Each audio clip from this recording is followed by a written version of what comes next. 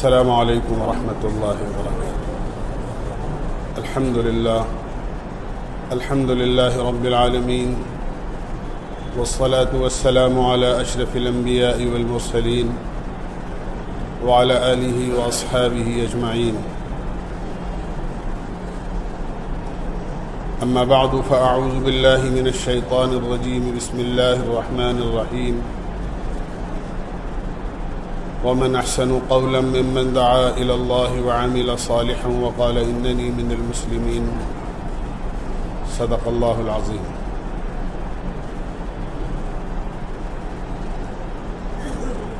میرے بھائیوں، دوستوں، عزیزوں اور بزرگوں،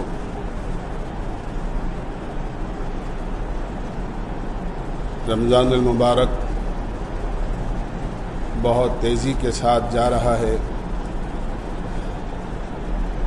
رمضان المبارک کا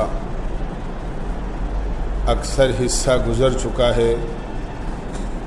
اور کچھ دن باقی رہ گئے ہیں جو آدھے رمضان سے بھی کم ہیں۔ ہم جانتے ہیں کہ آقا مدنی سرکار دو عالم صلی اللہ علیہ وسلم نے جہاں بڑی تفصیل کے ساتھ رمضان المبارک کے کچھ فضائل بیان فرمائے ہیں، وہاں درمیانی عشرے کو مغفرت کے ساتھ متعین فرمایا ہے کہ پہلا عشرہ رحمت کا ہے، دوسرا مغفرت کا ہے اور تیسرا آگ سے آزادی کا ہے۔ جہاں اور عبادتیں رمضان المبارک میں بندہ بجا لاتا ہے، وہاں میں نے عرض کیا تھا کہ اللہ کے نبی علیہ الصلاۃ والسلام کی 3 باتوں میں اور آپ کے 3 اعمال میں رمضان المبارک میں اضافہ ہو جاتا تھا، ایک عبادت، ایک سخاوت اور ایک اللہ کی طرف رجوع اور عاجزی اور توبہ کرنا۔ انبیاء علیہم الصلاۃ والسلام ہر چھوٹے بڑے گناہ سے معصوم ہوتے ہیں، اور آقا مدنی سرکار دو عالم صلی اللہ علیہ وسلم کے بارے میں تو اللہ تعالیٰ نے اعلان کر دیا ہے، انا فتحنا لک فتحا مبینا لیغفر لک اللہ ما تقدم من ذنبک وما تأخر، کہ آپ تو بالکل بخشے بخشائے ہیں، اس کے باوجود اللہ کے نبی علیہ الصلاۃ والسلام کا معمول تھا عام دنوں میں کہ روزانہ کم سے کم 70 مرتبہ اللہ سے استغفار کیا کرتے تھے۔ علماء نے لکھا ہے کہ 70 کا عدد تحدید کے لیے نہیں ہے، بلکہ اس سے کثرت مراد ہے، یعنی آپ کثرت سے استغفار فرمایا کرتے تھے۔ ہم گناہوں کے پتلے ہیں اور رات دن گناہوں کے اندر مبتلا رہتے ہیں۔ بعض گناہ ایسے ہو جاتے ہیں جس کا احساس بھی نہیں ہوتا، آنکھ کے گناہ ہیں، غلط نظر پڑ گئی، زبان کے گناہ ہیں، غلط بول زبان سے نکل گیا، کان کے گناہ ہیں، کوئی غلط بات سننے میں آ گئی، دل دماغ کے گناہ ہیں، کوئی غلط خیالات دل میں آ گئے، کسی کی طرف سے حسد، کینہ، بغض، عداوت دل میں بیٹھ گئی، ہاتھ پیروں کے گناہ ہیں، کسی پر زیادتی ہو گئی، کسی گناہ کے راستے پر یہ گناہ کی طرف چل کر ان پیروں سے چلے گئے۔ رات دن ہم گناہ کرتے رہتے ہیں، کبھی قصدن ہوتا ہے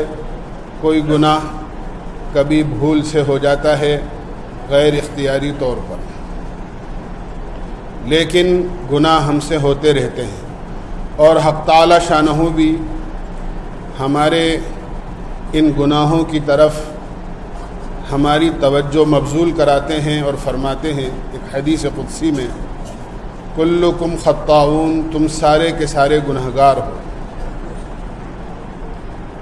تم میں سے کوئی پارسا نہیں ہے، تم میں سے کوئی دودھ کا دھلا ہوا نہیں ہے۔ فلا تزکوا انفسکم، تم اپنے آپ کو پارسا ظاہر مت کرو، اس لیے کہ کہیں نہ کہیں کوئی نہ کوئی گناہ اور غلطی تم سے یقیناً ہو جاتی ہے۔ لیکن فرمایا خیر الخطائین التوابون، بہترین گناہگار وہ ہیں جو اپنے گناہوں پر ندامت کے آنسو بہا لیں، اپنے گناہوں سے توبہ کر لیں،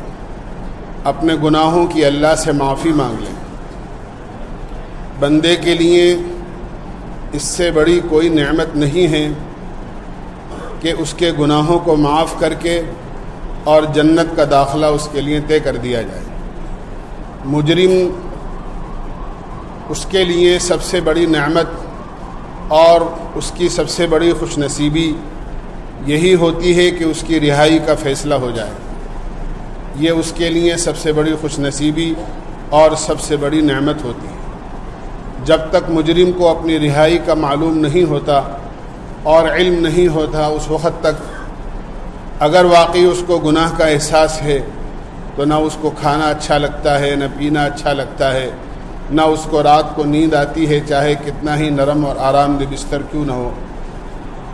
لیکن جب اس کی رہائی کا فیصلہ ہو جاتا ہے تو یہی چیز اس کے لیے خوشی اور مسرت کا سبب اور نعمت بن جاتی ہے۔ بندہ گناہگار ہے، بندے کے لیے مغفرت کا فیصلہ اللہ کے یہاں سے ہو جائے، اس سے بڑی کوئی نعمت نہیں۔ اور اللہ تو اپنے بندوں پر اتنا مہربان ہے کہ جتنا کسی ماں کو اپنی اولاد سے پیار ہوتا ہے، اس سے 70 گنا بلکہ اس سے بھی کہیں زیادہ اللہ کو اپنے بندے سے پیار ہے۔ اور خاص طور سے وہ گنہگار، ہم جانتے ہیں ایک ماں ہے، اس کے 2 بچے ہوتے ہیں۔ ایک بچہ ہے جو کھیل رہا ہے، صاف ستھرا ہے، لیکن دوسرے بچے نے پوٹی کر دی، پیشاب کر دیا، اس نے اپنے کپڑے گندے کر لیے، اس نے اپنے ہاتھ پاؤں غلاظت میں بھر لیے، اور جب اس کو یہ احساس ہوا تو بچہ رونے لگتا ہے۔ اس کے رونے کی آواز سے ماں سمجھ جاتی ہے کہ بچے نے پوٹی کر لی ہے، بچے کا پیشاب نکل گیا ہے، اس کے کپڑے گندے ہو گئے ہیں۔ ماں کو دونوں بچوں سے محبت اور پیار ہوا کرتا ہے، لیکن اس صاف ستھرے بچے کی طرف دھیان دینے کے بجائے سب سے پہلے ماں اس بچے کو اٹھاتی ہے جو گندا ہو گیا ہے، اس کو باتھ روم میں لے جاتی ہے، اس کے کپڑے چینج کرتی ہے، اس کو پانی سے غسل کراتی ہے، اس کو پانی سے دھو کر پاک اور صاف کرتی ہے۔ اللہ بھی اپنے ان بندوں کی طرف زیادہ اور پہلے متوجہ ہوتے ہیں جو بندے یقیناً ندامت کے آنسو اللہ کے سامنے بہائیں، اللہ کے سامنے روئیں اور عاجزی کریں اور اپنے گناہوں کی معافی مانگیں۔ اسی لیے اللہ تعالیٰ کے بارے میں آقا مدنی سرکار دو عالم صلی اللہ علیہ وسلم ارشاد فرماتے ہیں، ان اللہ یبسط یدہ باللیل لیتوب مسیء النہار، اللہ تعالیٰ روزانہ رات کو دست مغفرت پھیلاتے ہیں کہ اگر کسی میرے بندے نے دن کے اجالے میں کوئی پاپ کیا ہے، کوئی گناہ کیا ہے، کوئی غلطی ہو گئی ہے، تو وہ رات کو آ کر مجھ سے معافی مانگے اور میں اس کے گناہوں کو معاف کروں۔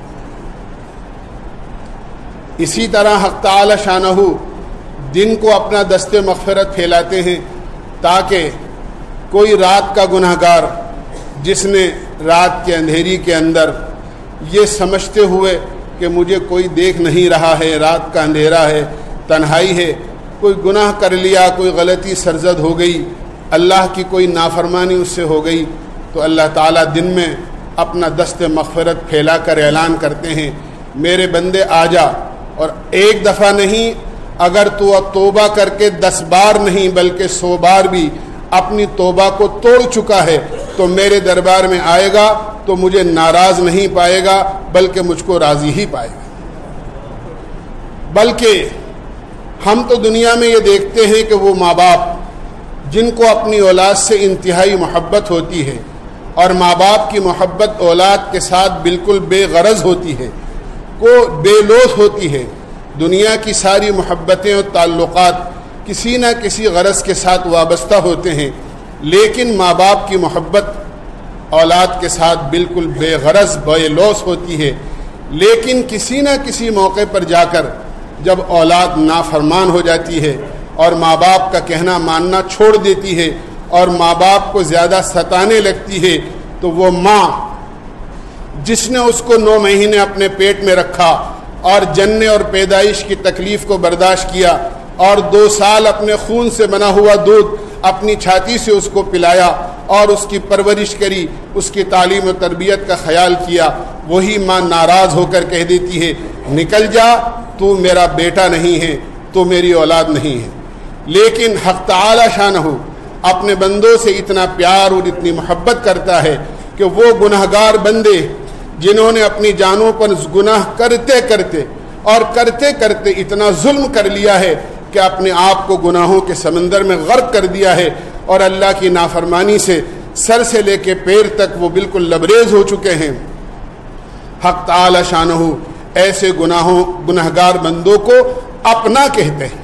قل یا عبادی الذین اسرفوا علی انفسہم لا تقنطوا من رحمت اللہ، اے میرے وہ بندو جنہوں نے اپنی جانوں پر گناہ کرتے کرتے ظلم کر لیا ہے، میری رحمت سے مایوس مت ہو۔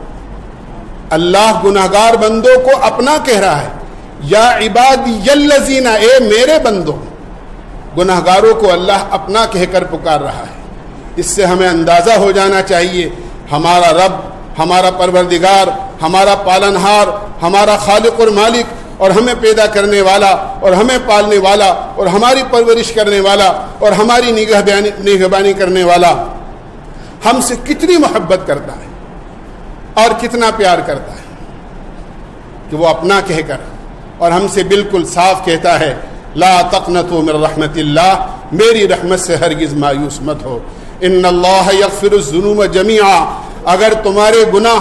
ایسے ہو جائیں کہ اگر پہاڑوں پر رکھ دیا جائے تو پہاڑ ڈھک جائیں، حتیٰ کہ تمہارے گناہوں سے زمین و آسمان کے درمیان کا خلا بھی اگر پر ہو جائے اور تم ایک مرتبہ میرے دربار میں آ کر مجھ سے یہ کہہ دو اے میرے مالک، اے میرے رب مجھے معاف کر دے، تو میں ایک لخت میں اور ایک آن میں اور آن واحد کے اندر تمہارے سارے گناہوں کو معاف کر کے تمہارے لیے جنت کا داخلہ طے کر سکتا ہوں۔ لیکن کوئی ندامت کے ساتھ آئے تو صحیح۔ اسی لیے آقا مدنی سرکار دو عالم صلی اللہ علیہ وسلم نے احادیث کے اندر پچھلی امتوں کے واقعات بیان فرمائے ہیں کہ اللہ تعالیٰ اپنے بندوں سے کتنا پیار اور کتنی محبت کرتا ہے اور وہ کتنی ستاری کرتا ہے۔ میں نے پہلے عرض کیا تھا ابھی تراویح کے بعد 2-3 دن پہلے کہ بنی اسرائیل کا قاعدہ تو یہ تھا کہ اگر رات کو کوئی آدمی گناہ کرتا تھا تو اس گناہگار کا نام اور اس کا جرم اور اس کا گناہ اس کے دروازے پر لکھا ہوا ہوتا تھا کہ آج رات کو اس نے یہ منہ کالا کیا ہے، آج رات کو اس نے یہ گناہ کیا ہے۔ اللہ تعالیٰ نے اس امت محمدیہ صلی اللہ علیہ وسلم پر یہ کرم کیا ہے اور یہ احسان کیا ہے کہ اللہ رب العزت نے اس کے گناہوں پر پردہ ڈالا ہے، اس کی ستاری فرمائی ہے، اس کے گناہوں کو چھپایا ہے، اور ایسا چھپایا ہے کہ اگر کوئی بندہ کبھی کسی ایسے جال میں پھنس جاتا ہے اور کوئی موقع اس کے لیے ایسا آ جاتا ہے جہاں اس کے گناہ کے ظاہر ہونے کا کوئی شبہ پیدا ہو جاتا ہے کہ شاید اس کا گناہ اب ظاہر ہو جائے، اور یہ دل کے اندر بغیر اپنی زبان سے الفاظ نکالے ہوئے اللہ کی طرف متوجہ ہوتا ہے، تو وہ علیم بذات الصدور ہے، وہ دلوں کے بھیدوں کو جاننے والا ہے، وہ دل کی بات کو سن کر اور اس کے گناہوں پر پردہ ڈال کر اس کی مغفرت کے فیصلے کر دیتا ہے۔ حضرت عمر فاروق رضی اللہ عنہ تشریف لے جا رہے ہیں، خلیفۃ المسلمین ہیں، امیر المومنین ہیں، سارے مسلمانوں کی نگرانی آپ کی ذمہ داری ہے۔ یہ اس زمانے کے اندر خلیفہ اور بادشاہ وقت اور امیر وقت کی ذمہ داری ہوتی تھی کہ ساری مخلوق اور اس کی رعایا رات کو سویا کرتی تھی، لیکن خلیفہ اور بادشاہ رات کو جاگ کر اپنی رعایا کی نگرانی اور اس کی حفاظت کا کام کیا کرتا۔ اصل چوکیدار وہ ہوا کرتے تھے کہ رات کو پورے شہر میں اور بستی میں پھر کر اپنی رعایا کی حفاظت کیا کرتے تھے، ان کی نگرانی کیا کرتے تھے، ان کے احوال سے واقف ہو کر پھر ان کی ضروریات کو پورا کرنے کا انتظام کیا کرتے تھے۔ حضرت عمر فاروق رضی اللہ عنہ رات کو تشریف لے جا رہے ہیں، نگرانی کر رہے ہیں مدینہ منورہ میں رہنے والے لوگوں کی۔ ایک گنہگار شرابی جس کی عادت شراب پینے کی تھی، وہ شراب کی بوتل لیے ہوئے سامنے سے آ رہا ہے۔ گلی کے اس راستے سے وہ داخل ہوا اور دوسرے کنارے سے عمر فاروق داخل۔ جیسے ہی اس کی نظر عمر فاروق رضی اللہ عنہ پر پڑی، سردی میں اس کو پسینہ آ گیا کہ آج کیا ہوگا میرا۔ بوتل میرے ہاتھ میں ہے، سامنے سے عمر فاروق آ رہے ہیں، ان کا جلال، ان کا دبدبا کہ جس گلی سے عمر گزر جاتے ہیں شیطان بھی اس گلی سے گزرتا ہوا گھبراتا ہے۔ آج میرا کیا حشر ہوگا، آج میری جان بخشی ہرگز نہیں ہو سکتی۔ لیکن اس نے اپنی بوتل کو بغل میں چھپایا اور فوری طور پر اللہ کی طرف متوجہ ہوا، اے اللہ، یہ وقت کے امیر ہیں، یہ ہمارے بادشاہ ہیں، آج تک تو نے میرے گناہ اور میری پاپ کی پردہ پوشی ان سے کی ہے، آج میں تجھ سے دل کے اندر معافی مانگتا ہوں کہ اگر آج عمر رضی اللہ عنہ کے جلال سے اور ان کی پکڑ سے تو نے مجھے بچا لیا تو زندگی میں کبھی شراب پینا تو بہت دور کی بات ہے، شراب کی بوتل کے ہاتھ بھی نہیں لگاؤں گا۔ یہ کہہ کر دل کے اندر بوتل بغل میں چھپا لی اور یہ آگے بڑھتا گیا، اتنے کے اندر عمر فاروق رضی اللہ عنہ کا اور اس کا آمنا سامنا ہو گیا۔ عمر نے کہا، اتنی رات گئے کہاں سے آ رہے ہو؟ یہ پسینے میں شراب اور تھا، خوف سے لرز رہا تھا۔ بوتل جب اس کے بغل میں دیکھی تو پوچھنے لگی یہ کیا ہے؟ اس کی زبان سے نکل گیا، امیر المومنین یہ تو دودھ کی بوتل ہے، گرم ہونے کی وجہ سے بغل میں دبا رکھی ہے۔ عمر فاروق کہنے لگے، پاگل ہوئے ہو کیا؟ دودھ کی گرم بوتل بغل میں دبائی جاتی ہے؟ بتاؤ کیا ہے؟ جیسے ہی دودھ کی وہ بوتل نکالی تو حقیقت میں اس بوتل میں دودھ بھرا ہوا تھا۔ اللہ نے اس کی ایسی پردہ پوشی کی کہ اس کے گناہوں کو، جس نے دل میں اللہ سے توبہ کی تھی اور اللہ سے معافی مانگی تھی کہ میں آج کے بعد کبھی شراب کے ہاتھ نہیں لگاؤں گا، اللہ نے اس کی توبہ کو قبول کر لیا اور عمر فاروق رضی اللہ عنہ کی پکڑ سے اس کو بچا لیا۔ میں نے عرض کیا، اللہ ایسا پردہ پوش ہے اور ہمارے گناہوں کی ستاری کرنے والا ہے، لیکن شرط یہ ہے کہ بندہ سچے دل سے اس کی طرف متوجہ ہو، گناہوں کی معافی مانگے۔ یہ مہینہ جہاں روزوں کا ہے، نمازوں کا ہے، تراویح کا ہے، قرآن کی تلاوت کا ہے، قرآن کے سننے سنانے کا ہے، اللہ کو دل سے یاد کرنے کا ہے، وہاں یہ اللہ سے دل سے معافی مانگنے کا بھی ہے کہ ہم رات کو اور دن کو سحری کے وقت میں آواز لگتی ہے کوئی مانگنے والا جس کو میں عطا کروں، ہے کوئی توبہ کرنے والا جس کی توبہ قبول کروں،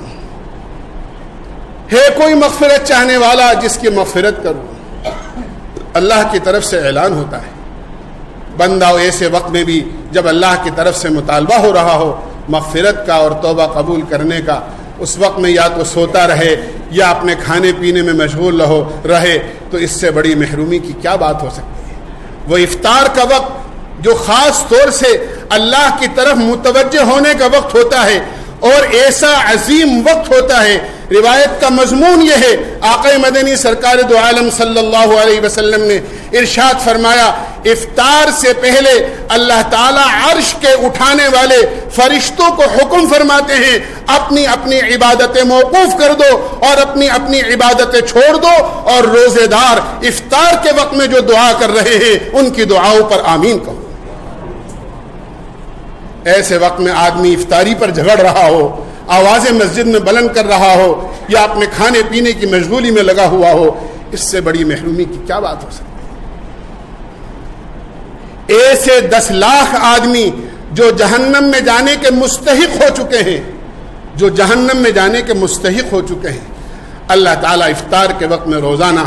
ان کو آزادی مرحمت فرماتے ہیں. اور جب وہ آخری دن ہوتا ہے کہ آخری روزے کی افطاری ہو رہی ہے تو پورے رمضان المبارک میں جتنے لوگوں کو آگ سے آزادی مرحمت فرمائی ہے اس ایک دن میں سب کے برابر آزاد فرمائی. جہاں اس طرح مغفرت کی داد و دہشت ہوتی ہو اور جہاں اس طرح مغفرت کے فیصلے ہوتے ہوں وہاں بھی اگر آدمی محروم رہ جائے تو واقعتاً حقیقتاً وہ محروم ہے. اس لیے میرے بھائیوں دوستو بزرگوں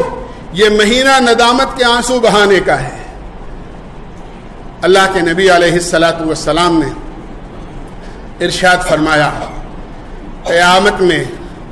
جب کہ اللہ کے عرش کے سائے کے علاوہ کوئی سایہ نہیں 7 قسم کے لوگوں کو اللہ عرش کا سایہ عطا فرمائے. ان کی تفصیل بیان فرمائی.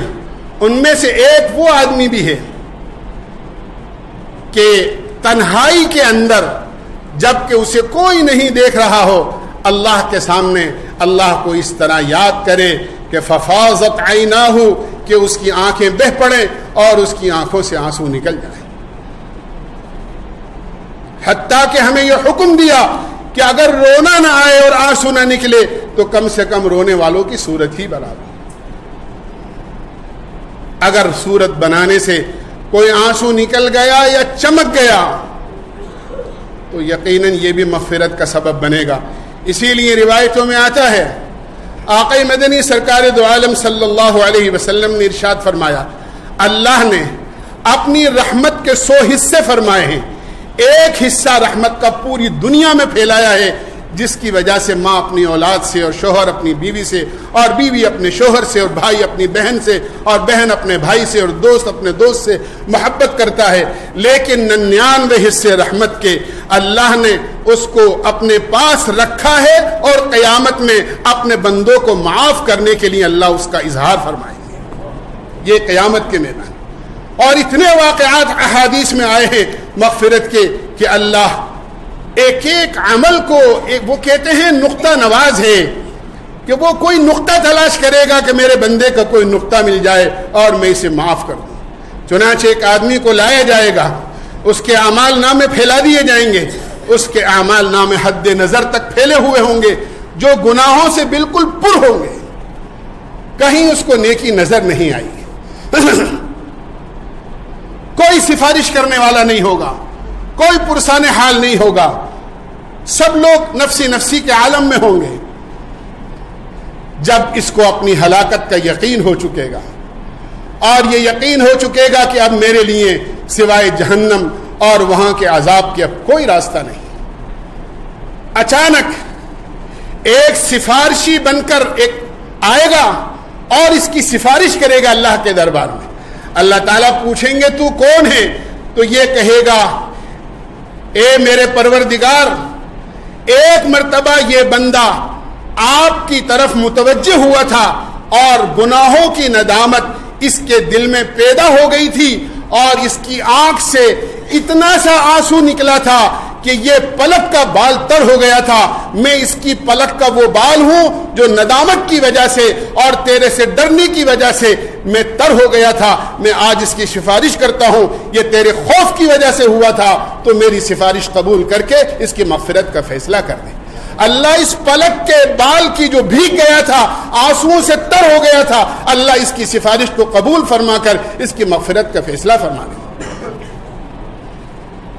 یہ ہے اس کی مہربانی. یہ آنسو رائے گا نہیں جاتے.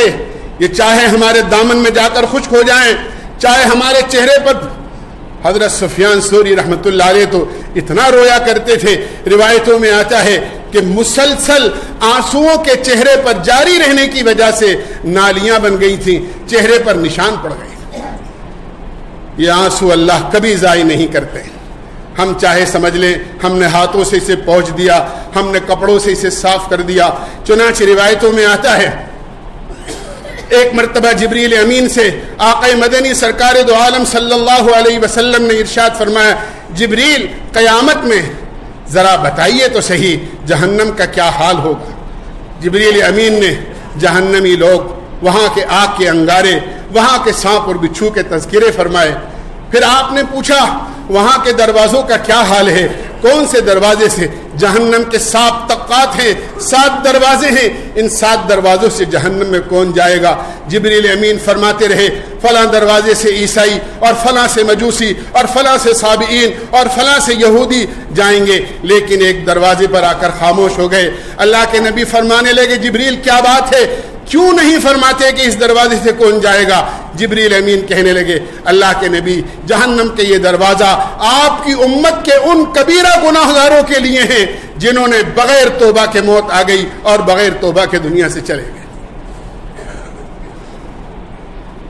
جبریل کیا حل ہوگا ان کی مغفرت کا، ان کی معافی کیا ہوگی؟ جبریل کہنے لگے اے اللہ کے رسول جہنم دہک رہی ہوگی، اس کی لپٹیں اٹھ رہی ہوں گی اور گناہ گاروں کی طرف بڑھ رہی ہوں گی، اور آپ بھی اس وقت میں کہیں گے اے اللہ میری امت کو جہنم کی آگ سے، اس کی تپش سے اور اس کی لپٹوں سے محفوظ فرما لے۔ لیکن جہنم کی آگ ہوگی جو بڑھ رہی ہوگی اور کوئی صورت اس کے رکنے کی نہیں ہوگی۔ جبریل کہنے لگے حق تعالی شانہ مجھے کہیں گے میں اللہ کے حکم سے ایک پیالہ پانی لے کر آ کر جہنم کی اس آگ کے اوپر جو امت محمدیہ صلی اللہ علیہ وسلم کے گناہگاروں کی طرف بڑھ رہی ہوگی، وہ ایک پیالہ پانی ڈالوں گا جس سے وہ آگ ٹھنڈی ہو جائے گی اور آگ بجھ جائے گی۔ اللہ کے نبی علیہ الصلاۃ والسلام پوچھیں گے جبریل یہ پانی جنت سے لائے ہو؟ کیا حوض کوثر کا پانی ہے؟ کیا یہ مائع زمزم ہے جس کی وجہ سے یہ آگ ٹھنڈی ہو گئی؟ جبریل کہیں گے اے اللہ کے حبیب نہ یہ مائع زمزم ہے، نہ یہ مائع کوثر ہے، نہ کوئی جنت کی کسی نہر کا پانی ہے، یہ تو آپ کی امت کے ان گناہگاروں کے آنسو ہیں جنہوں نے دنیا کے اندر ندامت سے آنسو بہائے تھے۔ اللہ نے ان آنسوؤں کی حفاظت کر رکھی تھی، آج انہیں جہنم کی آگ پر ڈالا گیا اور ان کی وجہ سے جہنم کی آگ ٹھنڈی ہو۔ اس لیے میرے بھائیوں دوستوں بزرگوں بڑے قیمتی گھڑیاں گزر رہی ہیں اور گزرتی چلی جا رہی ہیں، اور دن بدن یہ موقع ہم سے ہاتھ سے جاتا جا رہا ہے۔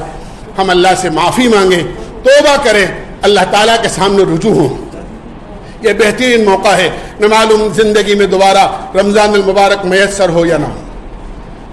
اسی کے ساتھ ساتھ یہ بھی عرض کروں گا کہ آنے والا جمعہ جو ہے وہ چونکہ آخری جمعہ ہے رمضان المبارک کا، اس سے متعلق کچھ اعلانات ہیں، آپ اسے سماعت فرمائیں اور اس کے بعد پھر سنتیں پڑھیں۔